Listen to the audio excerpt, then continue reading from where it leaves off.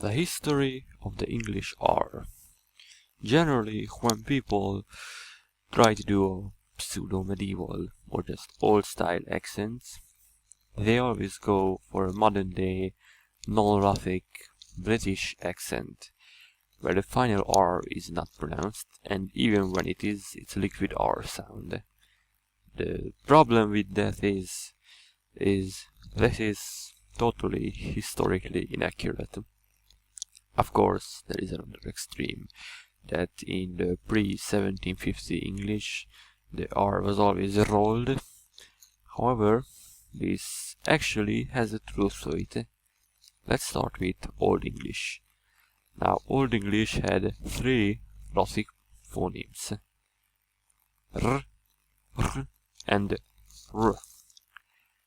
Was realized as voiceless R sound, and was labelized R sound. What we are really interested in is the plain R sound. In modern English, there are 2 variants of the L sound, the light L and the dark R.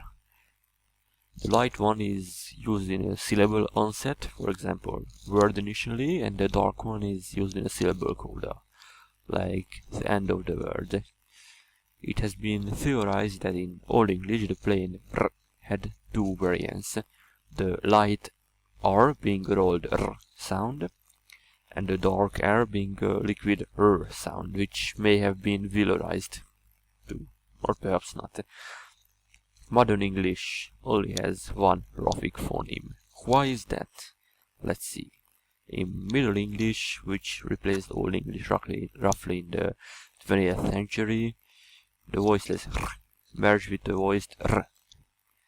That's how the Old English ring became ring in Middle English.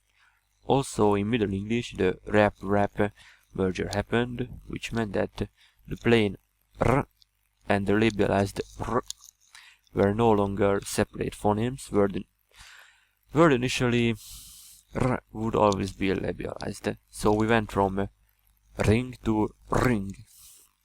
Then at one point lax vowels appeared and ng became ng. So we went from ring to ring. Nevertheless, throughout history the light R and the dark R continue to coexist. For example, the word rare was probably pronounced rare historically. The coexistence continued into the 18th century when something happened in both England and France. You see, both languages had the alveolar trill R up until that point, but French, for some reason, started to use the guttural R from the late 18th century, while English replaced the trilled R with the liquid R that modern English has. Or did it? Well, in British English the flapped R remained acceptable until the 1950s, and even in older British movies like the 1968 Romeo and Juliet, I heard the rolled R very often. But I have a theory on that. My theory is that Rhotic accents, like Scottish and American English, merge the 2 sounds into one, the liquid R in American English and the rolled R in Scottish English. Meanwhile, in non-Rhotic accents, the dark R became silent, and while the light R lived on. Then it was replaced by a flapped R and eventually a liquid R, sometimes even fronted to a V sound in dialects like Cockney. And that is it today.